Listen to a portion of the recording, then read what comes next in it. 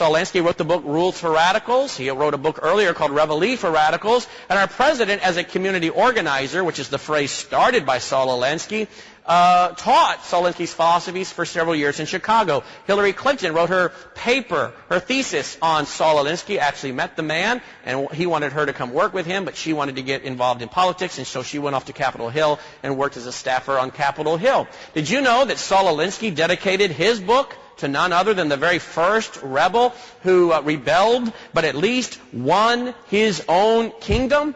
Lucifer. Saul Alinsky dedicated his book to Lucifer. Our president has been teaching and following a man who dedicated his book to Satan. Do you think that there is a spiritual battle going on in America and around the world? Indeed there is. Well, what did Saul Alinsky say? Well, first of all, he talked about change on almost every page, and you thought our president came up with that phrase on his own. No, the word change is used by Alinsky on almost every page, and by change he means revolution. He also says an organizer working in and for an open society is in an ideological dilemma to begin with. He does not have a fixed truth. Truth to him is relative. Everything to him is relative. Kind of understand now why our president says one thing one day and one thing next day, or maybe in a few months. It's all based on whatever gets the job done. The first step in community organization is community disorganization. In other words, Saul Alinsky said, penetrate the middle class, disorganize, and then reorganize. Penetrate the churches, he said. Have they penetrated our churches and our seminaries and our Christian colleges and our teachers groups and our teachers organizations? Absolutely. And Saul Alinsky said, this is what you must do. You see, Saul Alinsky studied a guy by the name of Antonio Gramsci. Antonio Gramsci was an Italian communist who told Mussolini, you're going about it all the wrong way. If you want a lasting revolution, you can't do it with guns and bullets. You got to get in there and you change their hearts and their minds. Their worldview is the foundation of their values. Their values is the foundation of their conduct. Change their worldview, they'll change their values, and they'll change their conduct, and you've got a lasting revolution. But if you force it with guns and bullets, it won't last. Mussolini didn't like this and threw Gramsci in jail. Well, Saul Alinsky studied the writings of Gramsci and wrote Rules for Radicals.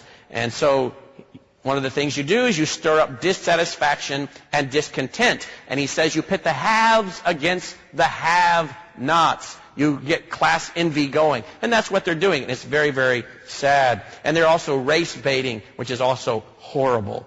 He goes on to say you'll be labeled an agitator, and that's exactly what you are. You agitate to the point of conflict. Standing behind President Clinton in this picture is the man in the gray suit. Standing next to him is his wife in the blue dress with the green sweater. This is a husband and wife. She kept her maiden name. Husband and wife by the name of Cloward-Piven, radical professors at Columbia University. They studied Saul Alinsky, and in 1966, they wrote an article in The Nation magazine saying, hey, let's implement socialism, and the way to do it is to collapse the economy. And the way to collapse the economy is to create more benefits, as many benefits as you can, new benefits, put as many people on those benefits as you can, overwhelm the system till you collapse it. They introduced this in New York, and I think they started out with about 150,000 people on the welfare. When they were done 10 years later, it was like 1.5 million.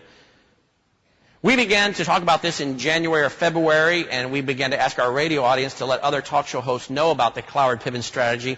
And within a few weeks, we have at least one talk show host on radio and television who began to talk extensively about the Cloward-Piven strategy. See, my friends, they're deliberately collapsing our economy. And there was a man by the name of George Riley who read this article, and he began to talk to a guy named Wade Rathke. Wade Rathke started an organization in Arkansas committed to doing this. The A in his organization stood for Arkansas. It worked so well, they changed the A to association, and you now know it is Acorn. Based on this philosophy of Saul Alinsky and the Cloward-Piven strategy.